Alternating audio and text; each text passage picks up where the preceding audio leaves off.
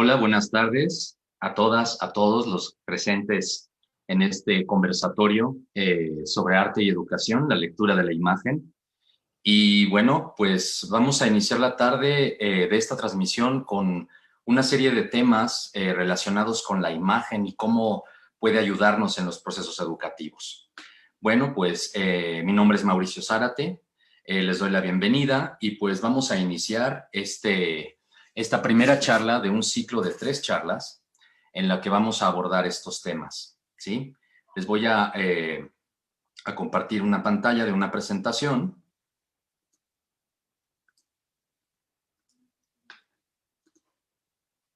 Muy bien, pues estamos justamente iniciando con esta cuestión del conversatorio. Y este conversatorio más bien vamos a manejarlo como una charla con la comunidad Pilar SDMX, con todas las personas que nos están visitando de distintos puntos. Un poco vamos a establecer la dinámica, tanto sus comentarios como sus preguntas vamos a resolverlas hacia el final de esta sesión. Y por lo pronto, pues nos mantendremos alerta de sus comentarios y sus participaciones para hacia el final. Pues bueno, estos conversatorios sobre el arte y la educación, la lectura de la imagen, tienen dos objetivos muy claros. Uno de ellos es el de crear un espacio de reflexión en torno a la importancia de la lectura de la imagen como un ejercicio educativo y formativo. Conversar con ustedes, docentes, talleristas, público en general, sobre la utilización de las imágenes como un recurso formativo fundamental en los procesos de enseñanza-aprendizaje y las diversas experiencias educativas adquiridas por medio de material visual que detone la lectura del mundo. También estas charlas tienen algunos propósitos muy específicos, entre ellos un fin educativo, que sería proponer a la lectura de la imagen como un recurso educativo que nos sirva como detonador de reflexión sobre el mundo y las posibilidades de transformación de este a partir de nuestros saberes y la imaginación. Un fin formativo, el cual es muy importante, es crear nuevas relaciones entre nosotros y las imágenes, desde nuestra condición como sujetos de experiencia y aprendizaje. Las experiencias corresponden a una persona viva y esa persona viva va a ir coleccionando una serie de vivencias con las cuales va a ir conformando toda una serie de saberes y también haceres. ¿Sí? Somos sujetos de experiencia y aprendizaje constante. Por otro lado, el fin práctico. A partir de la observación de obras de arte, ejercitar nuestro pensamiento visual para aplicarlo en nuestra cotidiana narración del mundo. Esto es muy importante, ya que lo visual nos llega de inmediato, no nos pide permiso. Y vamos a acotar, estamos hablando de imágenes meramente visuales, ¿sí? Y ya vamos a irnos adentrando en este terreno, ¿sí? Entonces, esta observación, vamos a tomar algunas fotografías de obras de arte que nos van a servir como pretexto para tratar de exponer la idea general de cómo las imágenes y su lectura son importantes también en los procesos de enseñanza-aprendizaje. Hacia el final de esta presentación vamos a ver, por ejemplo, una serie como de muestras en las que vamos a ver cómo podría comportarse el ojo, ¿sí? Es muy importante dentro de este contexto que la lectura de la imagen se dé en una plena libertad de la persona que las observa, de la persona que las lee. Esto es bastante importante. Como propósitos formativos tenemos el reforzar saberes en diversas materias y oficios, ratificar que somos seres complejos, libres y singulares, crear experiencias sensoriales lúdicas. Es muy importante que estos ejercicios, si eres docente o tallerista, también los pudieras emular o hacer una especie como de juego alrededor de las imágenes. Esto llama mucho la atención en los procesos de aprendizaje. Crear experiencias sensoriales, inventar mundos posibles. La imagen nos abre la puerta a infinidad de ideas.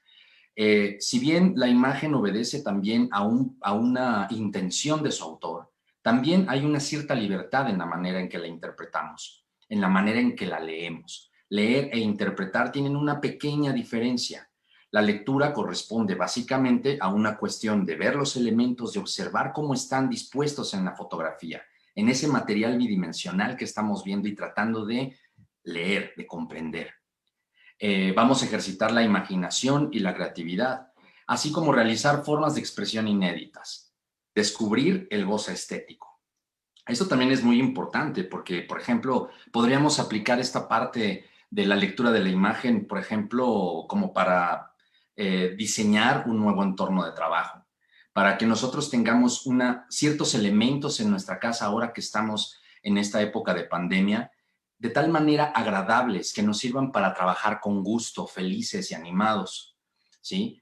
Esto tiene que ver con un goce estético y leer imágenes, ver obras de arte, ver fotografías, en general, todo este universo nos puede ayudar para ir conformando una especie de microcosmos, microuniverso ahorita que estamos en casa trabajando, ¿sí? Y después, al regresar a los pilares, vamos a tener en cuenta que hay espacios que son de todas y de todos y que esos espacios también tienen que conformarse de acuerdo a lo que nos está gustando, a este espacio en el que estamos yendo a aprender, estamos yendo a comunicar aprendizajes, haceres y saberes. Aprender sobre las diversas formas de representación de la belleza. Obviamente, aunque hay imágenes que pueden ser en algún momento un poco intensas, también tienen ciertos aspectos que los hacen ser bellos. Formas de composición, luces, colores, que también nos hacen reflejar ciertas cosas de la imagen que nos pueden parecer bellos independientemente del tema que se estén tratando. Y uno muy importante, la inspirar para innovar. Una de las innovaciones, y no siempre la innovación tiene que ver con una cuestión tecnológica, es que a través de la lectura de la imagen podemos también volver a replantearnos cosas sobre lo que vivimos en la realidad, sobre lo que observamos, y volver a reinventarlas y reinsertarlas con un nuevo significado. En el desarrollo de estas charlas, brevemente les comento que van a ser 3 sesiones, ¿sí? La cual los esperamos y las esperamos durante el jueves 17 y el jueves 24 de septiembre, ¿sí? Esto es una parte para que nos demos cuenta cómo va a estar dispuesta la cuestión de estas 3 charlas. Y bueno, pues ya sin más, la lectura del mundo precede a la lectura de la palabra. Es una frase bastante motivante de Paulo Freire en la importancia del acto de leer. Y bueno, pues sin más vamos a entrar un poco más en la materia de qué es la imagen. Vale la pena mencionar que estas charlas tienen un antecedente en un taller que tuve la oportunidad de impartir cuando estaba colaborando con la Subdirección de Formación para la Educación Comunitaria y en la cual se formaron varias figuras que se inscribieron a este taller. Este es un antecedente que me gusta mencionar porque fue una experiencia realmente hermosa, donde hubo diálogo, donde hubo intercambio de ideas sobre las imágenes. Y esto es muy importante para el aspecto formativo y educativo, que es lo que nos compete. En arte y educación les quiero compartir una experiencia que como que es el detonador de todo este andamiaje sobre la lectura de la imagen. En algún momento en una ciberescuela tuve la oportunidad de conocer a una usuario que estaba preparándose para un examen de Comipems. Estaba sumamente preocupada porque tenía encima un montón de temas y estaba tratando de organizarse, etcétera, etcétera. Ese día a la ciberescuela yo había llevado un libro que tenía pinturas. Y en esas pinturas, la mayoría eran de pintoras. Lo había llevado porque estaba yo haciendo unas lecturas, etcétera, revisando algunos materiales. Y lo dejé en una mesa. Cuando la chica terminó de hacer su actividad, se acerca a la mesa y ve el libro y le llama de inmediato la atención. Y dice, ¿puedo verlo? Y le dije, sí, claro, claro que puedes verlo. Y lo empieza a hojear en algo que vamos a ver más adelante, que es en un silencio absoluto. Y lo empieza a observar y a observar. Y de repente se encuentra con esta imagen. Y lo sé porque en ese momento su reacción fue como de sorpresa, de agrado. Y de repente muestra esta imagen de una pintora del Renacimiento que logra ella sentirse identificada con ella y dice, oye Mauricio, esta imagen me gusta mucho porque me recuerda algo que me gusta hacer, que es pintar, me gusta mucho dibujar. Y le dije, oh, qué bien. Y me dice, sí, Y realmente al ver esta imagen y esta otra, que es también de otra chica pintando o dibujando, me recuerda lo que me gusta hacer y esto me da como fuerza para poder seguir estudiando y poder seguir haciendo las cosas que necesito terminar. Y le dije, oye, esto me parece excelente. Y me dice, oye, ¿me dejas verlo durante un largo rato? Y le dije, claro. Y se dedicó a ver estas dos imágenes durante varios minutos, observándolas. Y yo veía cómo sus ojos se iluminaban al verlas. Y era una cuestión como una experiencia realmente grata, ¿sí? Son de esas experiencias que vivimos en las ciberescuelas, que vivimos en los pilares, que nos encantaría compartirlas con todo el mundo, ¿sí? Son estas experiencias educativas donde la persona está teniendo también un momento de descubrimiento. La pintura de Artemisa Gentileschi y también la pintura de Denise de Villiers es algo muy importante para esta chica. Le detonó las ganas de seguir realizando sus estudios, le detona un entusiasmo particular, ¿sí? Por tratar de abordar lo que le estaba preocupando en ese momento y resolverlo, con la idea de que cuando llegara a su casa iba a ponerse a dibujar.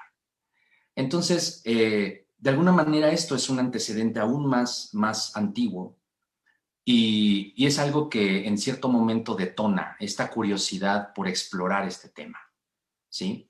Y quería compartirles a ustedes toda esta experiencia antes de entrar a lo que es una imagen.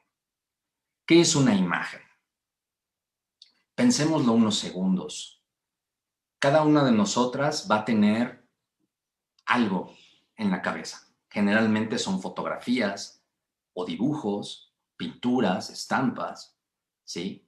Pero ¿qué es una imagen? ¿Por qué nos importa? Vamos a remitirnos para empezar y calentar motores en que algunas definiciones, como por ejemplo estas de la Real Academia, que son un tanto rígidas, pero vamos a decir figura, representación, semejanza, apariencia de algo, estatua, efigie o pintura de una divinidad o de un personaje sagrado. En óptica, reproducción de la figura de un objeto por la combinación de rayos de luz que proceden de él. Bastante. Recreación de la realidad a través de elementos imaginarios fundados en una intuición o visión del artista que debe ser descifrada. Esta nos interesa. Representación, reproducción, recreación de la realidad y descifrado. ¿Qué es lo que tiene la imagen que es tan interesante? Pero entonces también nos encontramos con esta otra parte.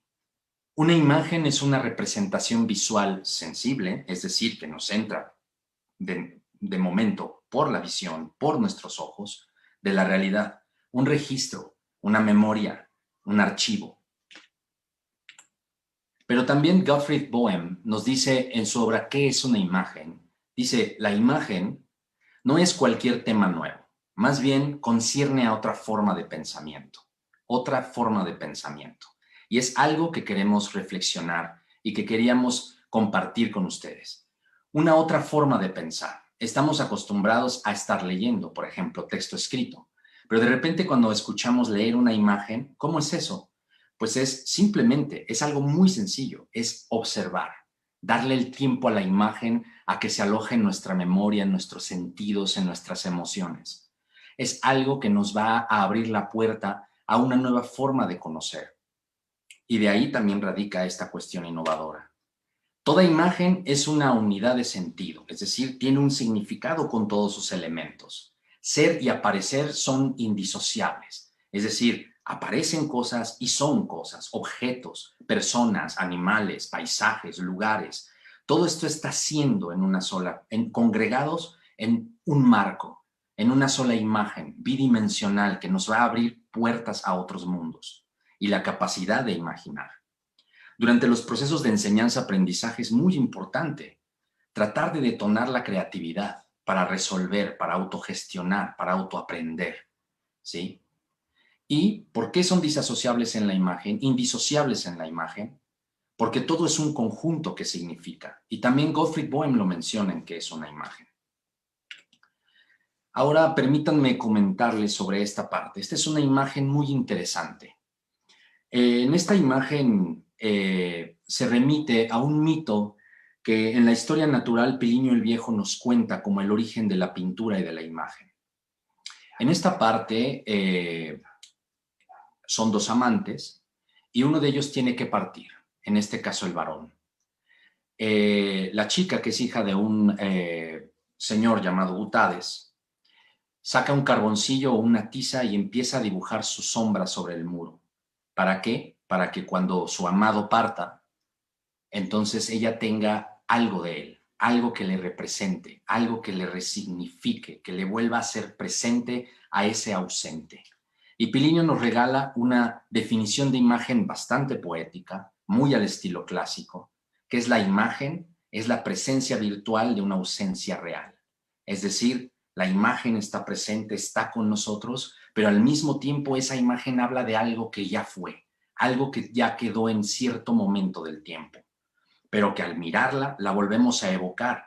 Y al momento de evocarla y de mirarla y de remirarla, podemos encontrar nuevos significados, nuevas formas de entender, porque además nosotros estamos en un contexto y en una circunstancia que no nos va a hacer, así como sucede con el texto escrito, leer lo mismo siempre. Se dice que la imagen precede a la palabra, que antes de que el ser humano aprenda a leer y escribir, incluso antes de hablar, la imagen ya está ahí como un escenario del mundo, expuesto ante nuestros ojos, repleto de códigos y de mensajes. Wow, esta es como que una de las apreciaciones, pues también, ¿no? Como que está ahí, como un escenario del mundo, y es algo que también nos conecta con Freire, en esta cuestión de la lectura del mundo. Las personas, todos nosotros, todas nosotras, estamos viendo constantemente cosas, percibiendo constantemente cosas, y es la lectura del mundo lo que estamos haciendo en ese momento, ¿sí? Y quizá antes que la palabra, quizá no, pero esto depende de cada uno de nosotros, cómo se va desarrollando en el mundo. Pero esencialmente se presume una cuestión similar. En este sentido, pues vemos a este bisonte, Cuevas de Altamira, una de las primeras manifestaciones intencionales del ser humano por poner una imagen y decir: aquí estoy, yo soy, aquí está mi mano en representación de mí, de mi tribu, de mi clan, de mi comunidad. Y es una manera de dejar un testimonio de la imagen bastante importante. Y estamos viendo que, en efecto, así como lo dice Plinio, estamos viendo la presencia real de una ausencia real, ¿sí? Podría decirse que la imagen construye palabra y viceversa, de ahí su sentido formativo. Me gustaría que en el área de comentarios pudieran poner esto. ¿Qué les parece? ¿Piensan que en realidad es así? Vamos a partir de que en este contexto formativo educativo no se tiene el conocimiento absoluto. Por eso es muy importante que conversemos en torno a la imagen, que pongamos nuestros comentarios y nuestras opiniones. Para nosotros, ¿qué es la imagen? ¿Cómo lo estamos viendo? ¿Cómo la estamos percibiendo? Una de las primeras experiencias de aprendizaje que tenemos se realiza a través del tacto. La imagen es una conciencia táctil.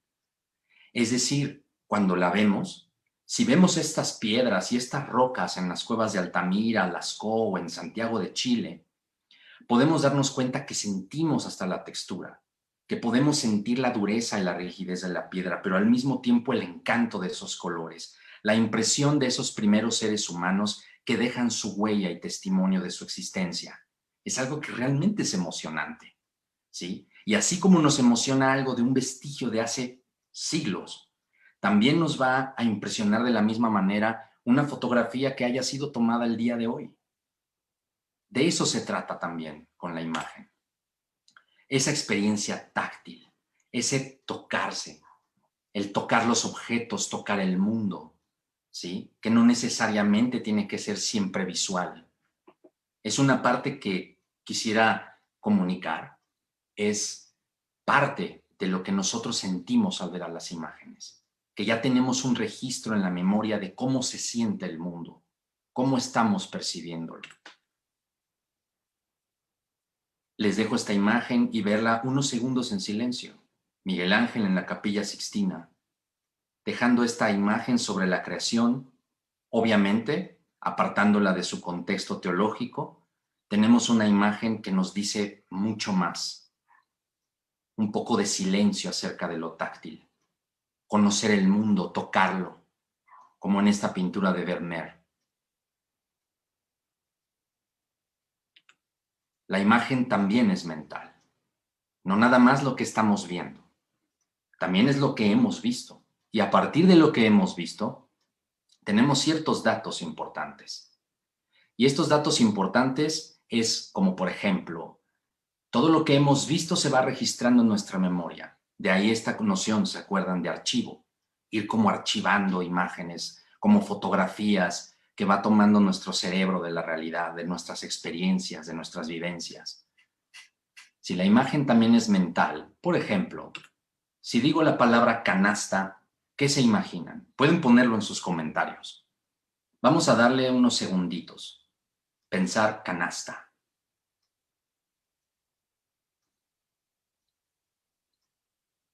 Muy bien. Pues supongo que cada una y cada uno de nosotros tuvo una imagen específica. Quizá no tanto, pero unos pudieron imaginarse un cesto con fruta, otros con comida, algunos con objetos, o llanamente alguna canasta que vimos ayer en el tianguis, en el mercado. Pero la imagen de repente fija. Y en este fragmento de pintura de Zurbarán estamos viendo cómo la imagen también puede fijar un determinado objeto de manera concreta y comunicarlo directa y llanamente. Una canasta. Allí está. Ahora tenemos una imagen que nos está diciendo una perspectiva del mundo. Y esto es importante en los aspectos educativos y formativos, porque lo importante es tener una ética de la escucha, escuchar al otro, su opinión, su perspectiva, su ángulo de visión sobre el mundo. Aprender a partir de toda esta convivencia comunitaria, entre todas las voces de los que estamos participando en estos procesos maravillosos del aprender y de la enseñanza, estamos maravillados ante esto. Y de repente nos encontramos con este icono. Una canasta. Pero sucederá lo mismo si yo digo tágete serecta. ¿Qué será? Pensemos unos segundos.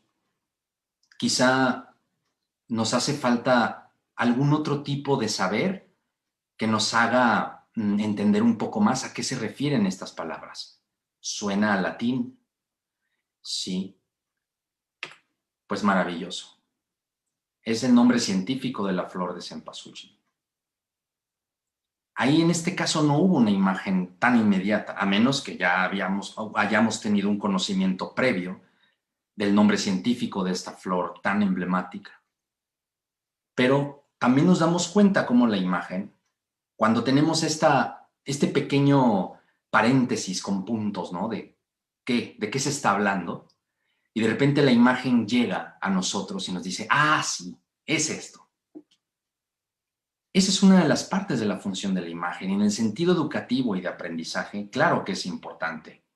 Las personas que están en los procesos de alfabetización necesitan mucho de la imagen. Es muy importante tratar de descubrir ciertos aspectos en ellas que van a hacer que la gente se interese en las imágenes y a partir de allí empezar a encontrar la palabra detonadora, empezar a encontrar estos elementos que nos van a ayudar a anclar con el mundo y después con la palabra escrita y después con la lectura de la misma palabra.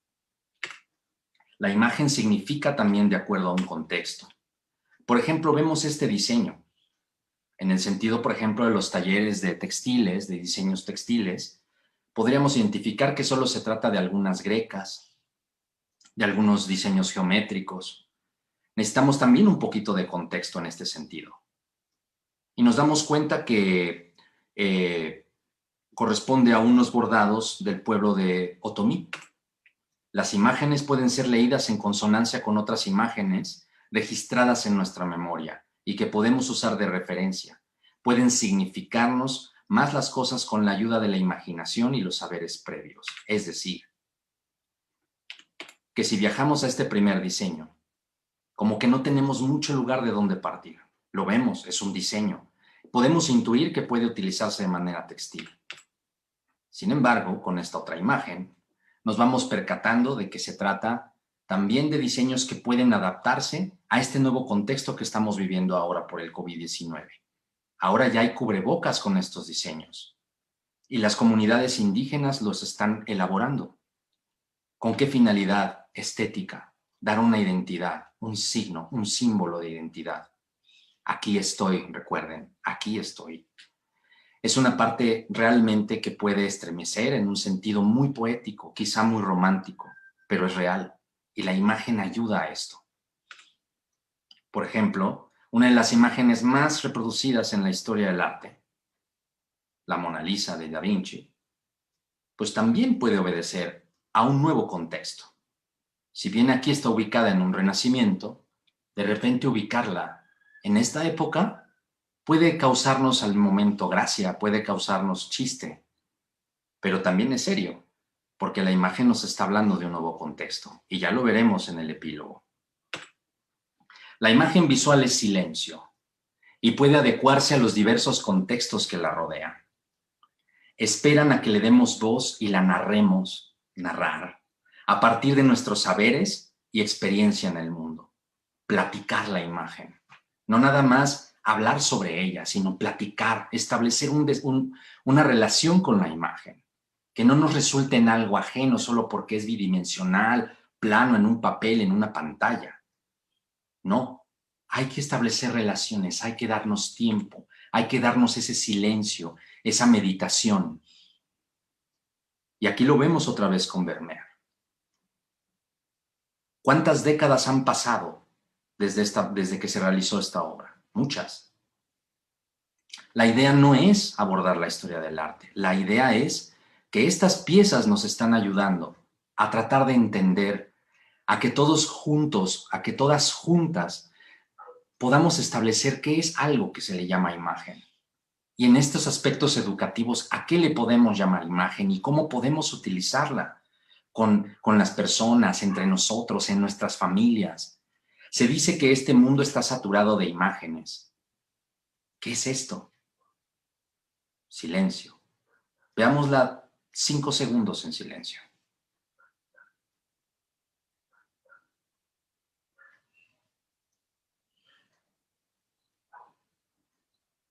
Pues esta es una de las imágenes más icónicas del planeta Tierra, tomada desde el viajero, de uno de los viajeros. Un pálido punto azul. Silencio en espacio interestelar. Distancia. Pero también aquí hay silencio. La imagen nos demanda tiempo. Y en estos momentos en los que estamos en casa, la invitación también a partir de esta charla es: veamos las imágenes con más detenimiento. Démosle ese tiempo. No tratar de entenderlas propiamente, sino de gozarlas, de disfrutarlas. De darnos cuenta que a partir de esa sensación visual podemos imaginar cosas, cerrar los ojos y mantenerlas dentro de nosotros. Silencio en la pintura de Vermeer nuevamente. Pero también hay un silencio que es todavía solemne. Quizá la fecha 28 de enero de 1986 no nos diga mucho, pero quizá su imagen sí.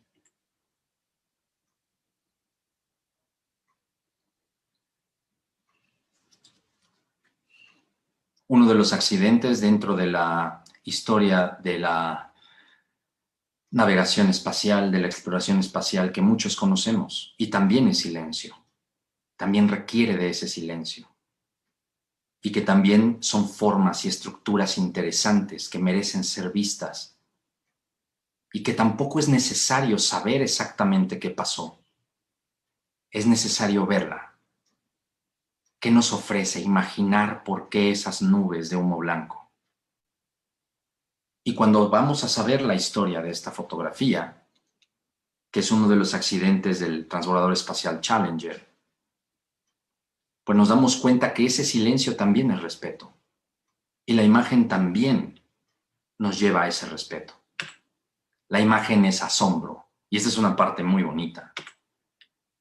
Con una pintura de Gaspar Philipp nos damos cuenta que el asombro del ser humano ante el paisaje y la naturaleza, ante ese espacio, imagínense estar frente a ese lugar.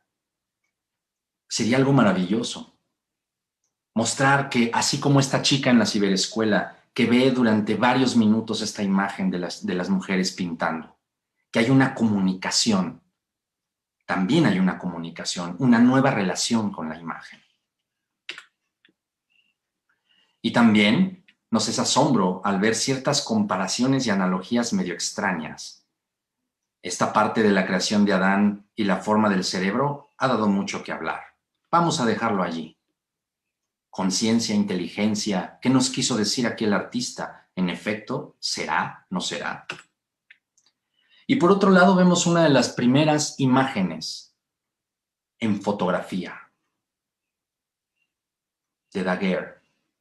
Pero ¿qué tiene también de importante esta imagen? Algo totalmente sublime.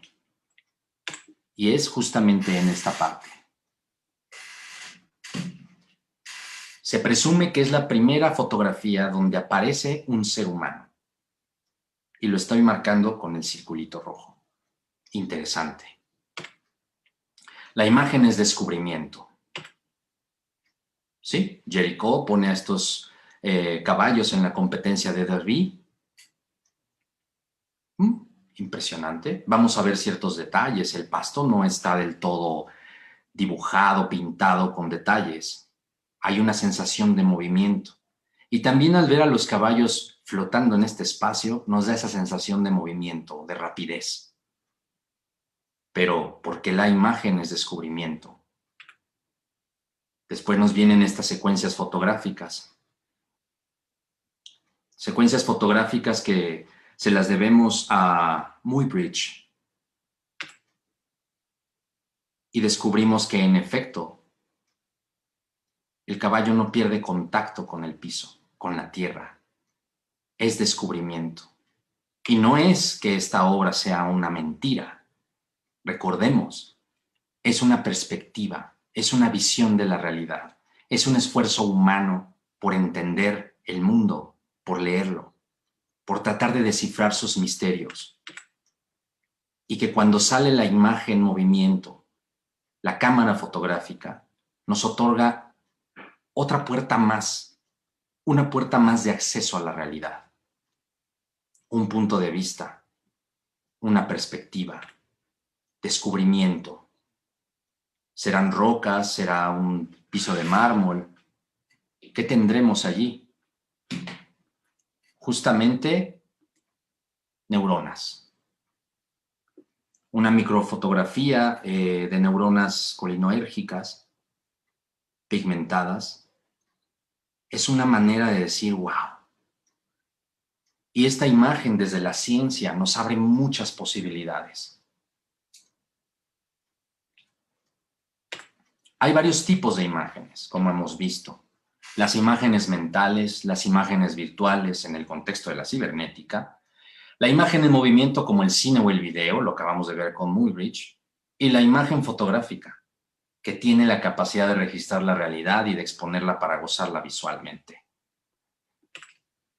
Pero, ¿cómo leer una imagen?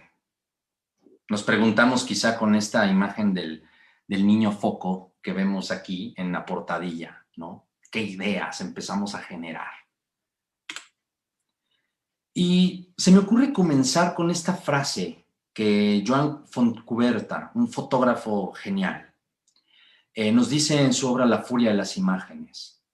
Porque alguien que siempre acierta es alguien que o hace trampas o es corto de miras y no se arriesga. Hemos estigmatizado el riesgo y el error y, en cambio, incentivamos al conformismo y a la repetición. ¿Qué quiere decir? Sacar un poco de este libro sobre la furia de las imágenes es que la interpretación y la lectura de la imagen nos implica un riesgo importante, pero no es un riesgo que implique peligro, sino aventurarse a leerla, a disfrutarla. Por ejemplo, aquí estamos viendo un excelente paisaje, muy bonito, está realmente cromáticamente bien manejado, es atractivo, es estético, quizá tendría este cromo en mi casa, en mi estudio, en mi oficina, en el Pilares. También aquí se ve una escena de costumbres, ¿no? Los bailes, las personas allí están como conversando, ¿no? ¿Qué ven ustedes? Pónganlo en sus comentarios también. Algunos jinetes, ¿qué querrá decir? Y después esta otra pieza. Si tenemos ciertos antecedentes, a lo mejor lo conectamos con alguna pieza que ya tengamos cierta idea de qué se trata. Pero también la imagen, recuerden que es asombro, y lo que estamos haciendo en este momento es leer algo que es completo, como esto.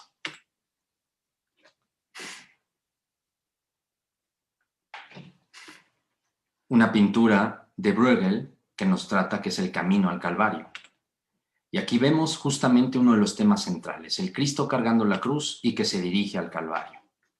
Y vemos aquí tres momentos importantes de la imagen.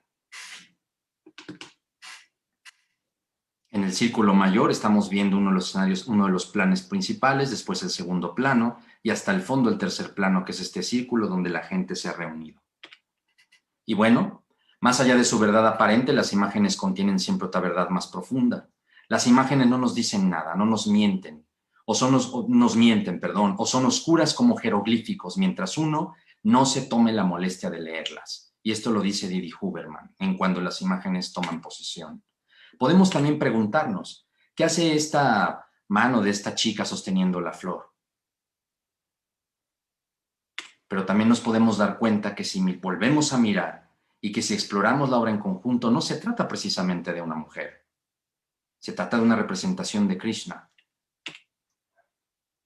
Podemos decir, bueno, unas rocas descansando en la orilla de la playa, parece un mar.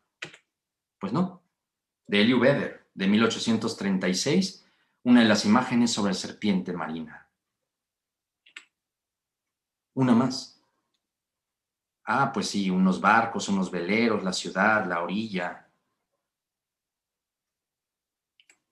Pues no, es la fuente de los titanes. Esto se le llama sesgos visuales en la lectura de la imagen. Es decir, a veces no puedes ver lo que está frente a ti, aunque sepas que está ahí. Una vez que has visto algo, ya no puedes desverlo. Siempre estás completando los espacios en blanco en función de lo que esperas que esté allí. Y eso sucede, por ejemplo, con la manita de la mujer. Pero también, ¿cuánto vemos? Esta parte es muy interesante. Y la elocuencia que tiene esta pieza. Vean las direcciones de las miradas. Mientras esta lectora de la suerte está con este caballero, una de ellas está tratando de tomar algo de su bolsillo, mientras otra vigila que él no se dé cuenta. ¿Y para qué nos sirve? Vemos esta imagen en el contexto actual y vemos que también hay eventos, que también hay narraciones que están sucediendo allí. ¿Cómo? Tres momentos especiales. Del lado extremo derecho hay una conversación entre tres personas. Al fondo están comiendo dos comensales y a la izquierda una pareja, uno de ellos aparece de espalda, que también al parecer conversan, están comiendo. Y el personaje central pues es un poco más obvio. Sin embargo, hay una parte que también interesa a la visión y a esta misma libertad del ver. La observamos y ¿qué podemos encontrar? Que aquí hay alguien que se sorprende por la fotografía. ¿Y qué podríamos entender o interpretar de esto? ¿Que se da cuenta de que le toman una fotografía y no tiene cubrebocas? Es una parte un tanto divertida, pero seria dentro del aspecto de leer la imagen. ¿Una bella mujer? Sí, una doncella. Pero no, se trata de otra representación, Venus y Marte. Lo que importa al leer una imagen no es tanto la comprensión exacta de sus contenidos, sino la acción misma de ver y volver a ver. Esta pintura de Monet se llama El ferrocarril. Sin embargo, no lo vemos, pero vemos ese rastro que deja, la máquina del vapor, lo que ve la niña que está de espaldas a nosotros. Sin embargo, hay otro personaje que nos mira, muy importante. Tenemos que explorar las imágenes. Pero también nos vamos a trasladar en la lectura de la imagen. Si se dan cuenta, no estamos haciendo un procedimiento del cómo. Vamos a dejar esta libertad de la mirada. Simplemente son muestras. Pero también de esta pintura renacentista estamos viendo que hay un esfuerzo por componer dentro de un círculo, que es uno de los formatos más complicados para componer una imagen. Sin embargo, nos damos cuenta que si ahora en nuestra foto de perfil en WhatsApp también obedece a la misma circunferencia y tratamos de componer nuestra foto de perfil con base a este círculo. Llama la atención, ¿no? Habría que pensar qué sucede ahí, por qué. ¿Para qué nos sirve también leer una imagen? Estamos en este nuevo contexto de del coronavirus. Y leer una imagen nos ayuda a apoyarnos en material visual y también de texto. Por ejemplo,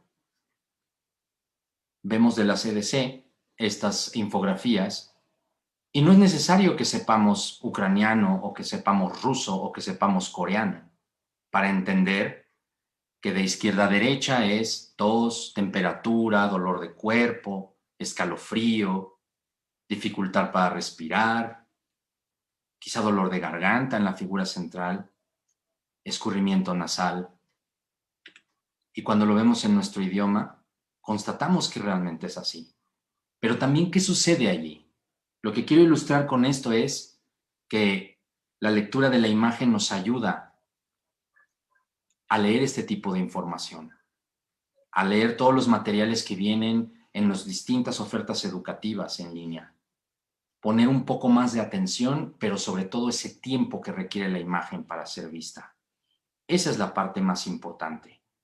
Leer la imagen tiene esa importancia formativa.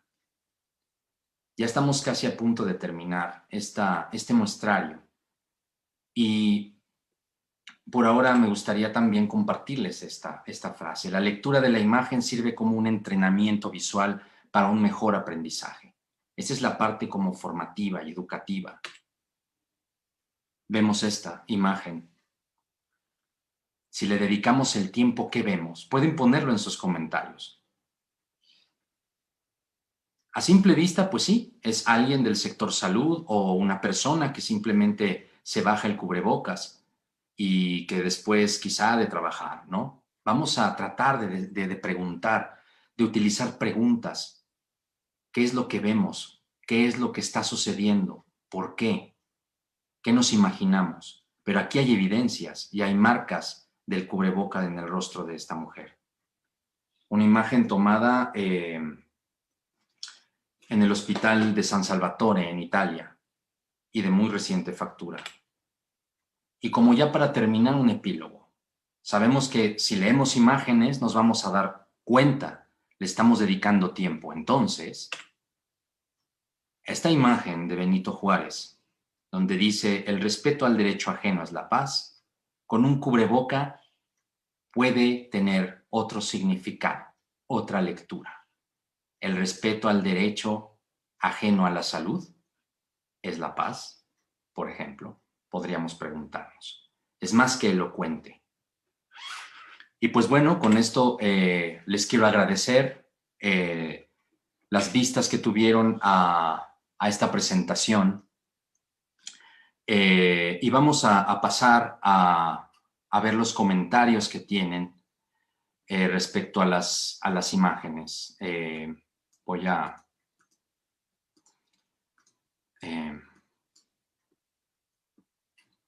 tratar de ver algunos. Pues bueno, voy a darle esta lectura. Gladys Castillo nos dice, buenas tardes, es un tema importante, muchas gracias. Néstor Ramírez, todo esto, ¿cómo lo baja la gente normal, la común y corriente? No entiendo muy bien la pregunta, Néstor, pero creo que te refieres a las fotografías. Las fotografías, casi todo este material fotográfico está en Internet disponible y totalmente libre, de uso libre. Lo que tenemos que hacer en este momento es quizá reparar en tener ese tiempo para poderlas observar.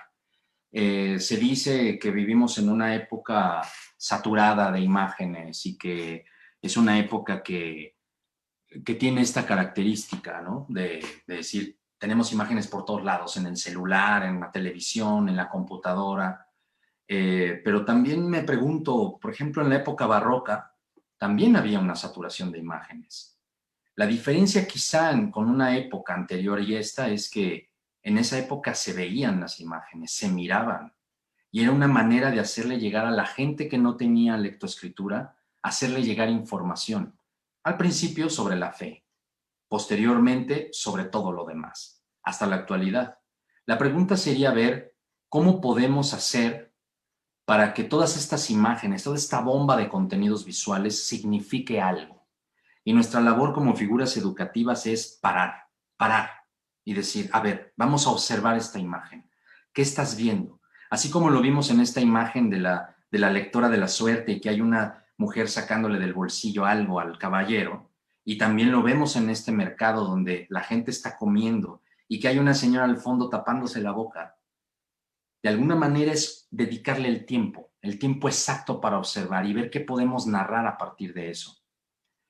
Judy CDMX Tapia, ¿qué diferencia es leer la imagen de fotos y personas y dibujos en objetivo y subjetivo?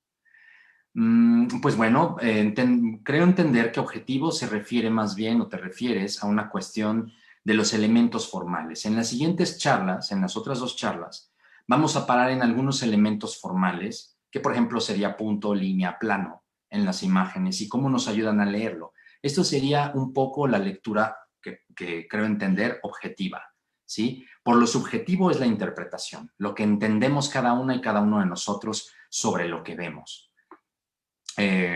Julieta dice, ¿cuál es la trascendencia de la imagen en esta época de educación virtual? Pues mucha. La educación virtual nos obliga a ver imágenes en la computadora, en el celular, en el dispositivo móvil. Y es algo importante porque no nada más se trata de mirarlas así rápidamente, ¿no? Ya vemos que siempre estamos con el dedito así, viéndolas y no vemos, realmente no estamos viendo. ¿Estamos haciendo una revisión exhaustiva? No. Pero cuando paramos y decimos, a ver, vamos a ver de qué trata esto, ¿sí? Y tratar de entender, sobre todo imágenes que no tengan texto, palabra escrita, sino que sea una imagen con puros elementos visuales que no tengan articulación del lenguaje gramatical, ¿sí? ¿Qué vemos en ello? Hacer este ejercicio y de manera formativa y educativa es muy importante, porque cuando nos enfrentemos a la palabra escrita, también ya tenemos previamente un entrenamiento, un ejercicio del cómo acercarnos a algo que nos quiere decir algo, ¿sí? Así como nunca somos los mismos cuando leemos una novela y después de 2 años la volvemos a leer, somos otros. Lo mismo sucede con las imágenes. Ahorita podemos ver una fotografía, sentimos y decimos algo sobre ella y después de unos 5 años, podemos volverla a observar y tener una opinión bastante distinta, quizá la misma. La importancia en esta época de la educación virtual, pues sí, también radica en esta parte de fijarse, de darle el tiempo a la imagen, de tratar de entenderlo. Por ejemplo, en el caso de las infografías. Néstor Peña, ¿qué piensas de la acción irruptiva sobre la pintura de Madero ocurrida en días pasados? Pues bueno, pienso que en algún momento también las imágenes nos tocan las sensibilidades, en este sentido políticas, ideológicas. Es todo un tema y ese valdría la pena más adelante dedicar un tema a esta parte de la imagen, ¿no? Cuando la imagen toca partes de nosotros importantes en cuanto a nuestra ideología política, en cuanto a la fe, en cuanto a las distintas ideas sobre género, diversidad, etcétera. O sea, es muy amplio el tema, ¿sí?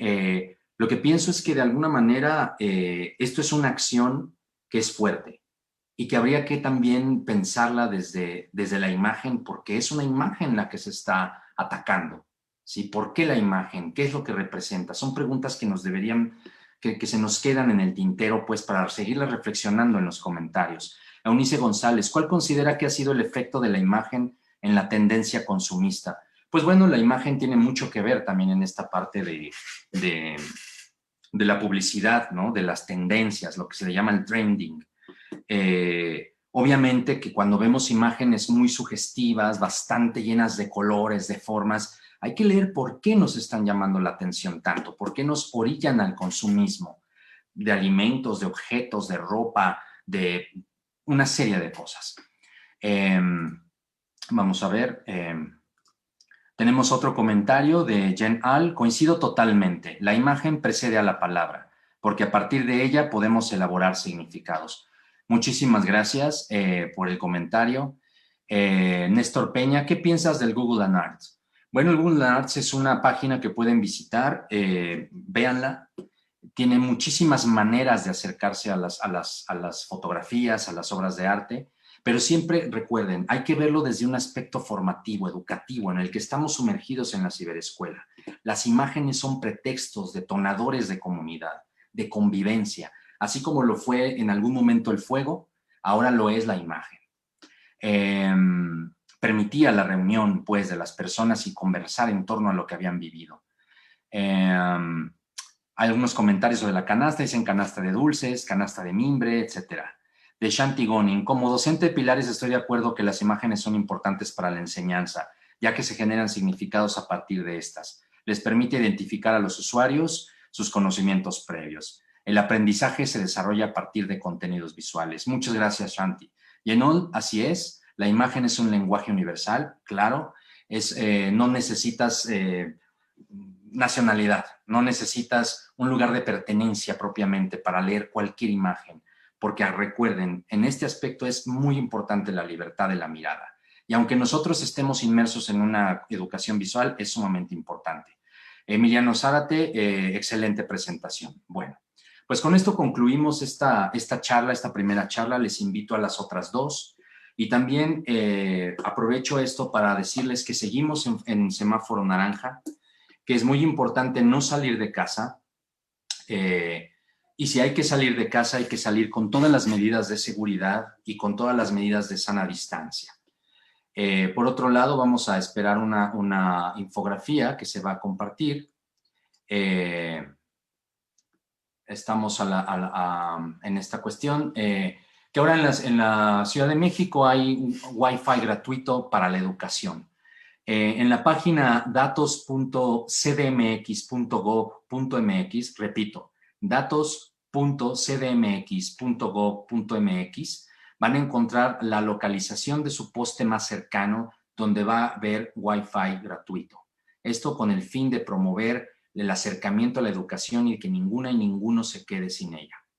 Y pues bueno, pues les quiero agradecer su tiempo, recuerden, tiempo a la imagen, pensar sobre ella, y nos vemos dentro de 8 días para una emisión más de esta charla y que esperamos contar también con sus participaciones activas. Muchas gracias.